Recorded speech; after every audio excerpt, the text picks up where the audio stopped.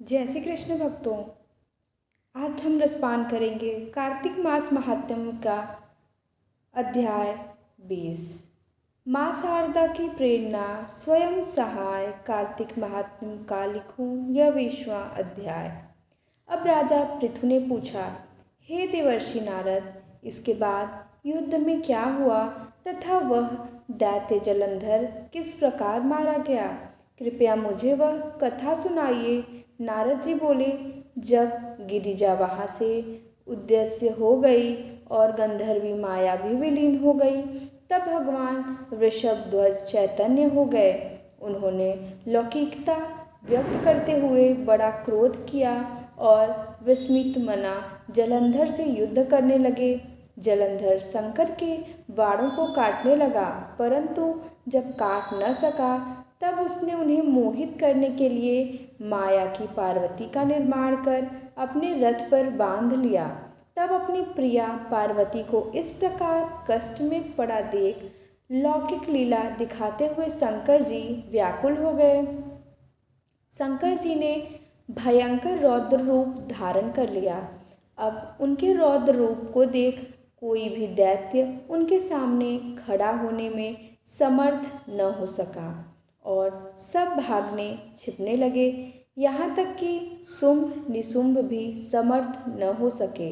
शिवजी ने उन शुंभ निशुंभ को शाप देकर बड़ा धिक्कारा और कहा, तुम दोनों ने मेरा बड़ा अपराध किया है।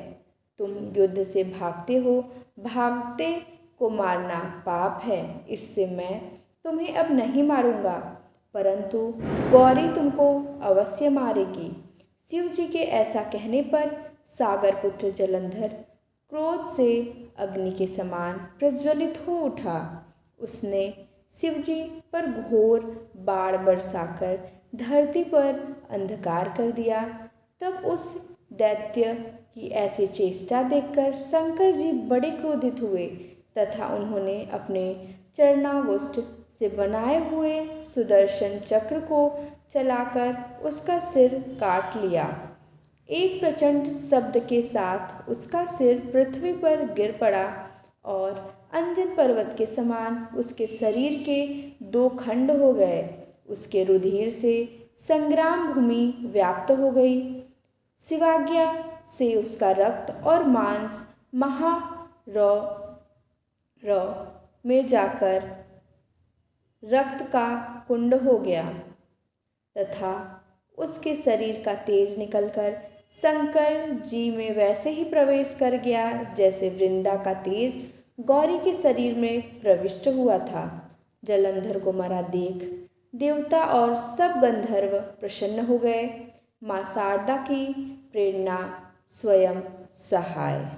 इस प्रकार से कार्तिक महात्म्य का 20वां अध्याय समाप्त होता है। आइए अब रसपान करते हैं तुलसी जी के चालीसा का। श्री तुलसी महारानी करो विनय सिरनाय, जो मम हो संकट विकट दीजय मात नसाय। नमो नमो तुलसी महारानी, महिमा अमित न जाए बखानी। दियो विष्णु तुमको सन्माना, जग में छायो सुयस महाना। विष्णु प्रिया जय जयति भवानी, तिहु लोक की हो सुख खानी। भगवत पूजा कर जो कोई, बिना तुम्हारे सफल न होई। जिन घर तब नहीं होय निवासा, उस पर करहि विष्णु नहीं बासा। करे सदा जो तब नित्य सुमिरन, तेहि के काज होय सब पूरन। कार्तिक मास महात्म तुम्हारा, ताको जानत सब संसारा।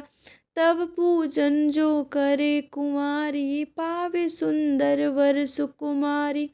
कर जो पूजा नित्य प्रति नारी, सुख संपत्ति से होए सुखारी।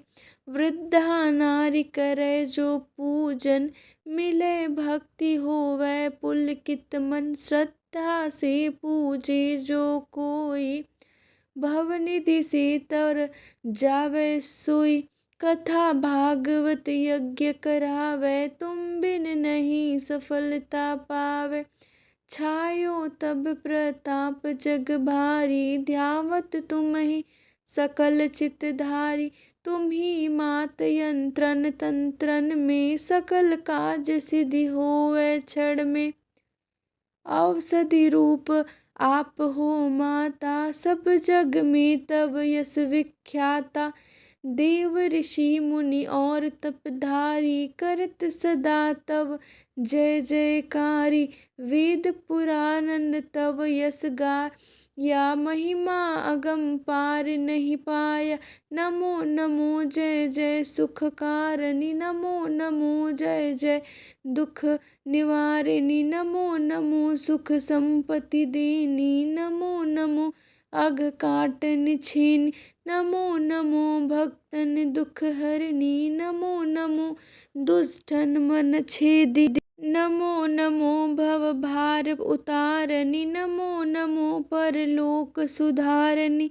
नमो नमो निज भक्त उबारनी, नमो नमो जन काज सवारनी। नमो नमो जय कुमति नसावनी, नमो नमो सब सुख उपजावनी। जयति जयति जय तुलसी माई, ध्याऊँ तुमको शीस नवाई। निज जन जानी मोहि अपनाओ, बिगड़े कारज आप बनाओ। करूँ विनय मैं मात तुम्हारी, पूर्ण आशा करहु हमारी। शरण चरण कर जोरी मनाऊँ, निस दिन तेरे ही गुण गाऊँ। करहु मात यह सब मुँह पर दया, निर्मल होय सकल मम काया। मांगु मात यह बर दीजै, सकल मनोरथ पूर्ण कीजै। जानू नहीं कुछ नेम आचारा, क्षमहु मात अपराध हमारा। 12 मास करी जो पूजा, ता सम जग में और न दूजा। प्रथम ही गंगा जल मंगवावे, फिर सुंदर स्नान करावे। चंदन अक्षत पुष्प चढ़ावे, धूप दीप नैवेद्य लगावे। करे आचमन गंगा जल से, ध्यान करे हृदय निर्मल से। पाठ करे फिर चालीसा की, स्तुति करे मात तुलसी की। यह विधि पूजा करे हमेशा, ताकि तन नहीं रही कलेशा। करे मास कार्तिक का साधन, सोए नित्र पवित्र सिद्ध हुई जाहि। है यह कथा महा सुखदाई, पढ़े सुने सो भव तर जाई। यह श्री तुलसी चालीसा पाठ करे जो कोय, गोविंद सो फल पावहि, जो मन इच्छा होय। जय श्री कृष्ण।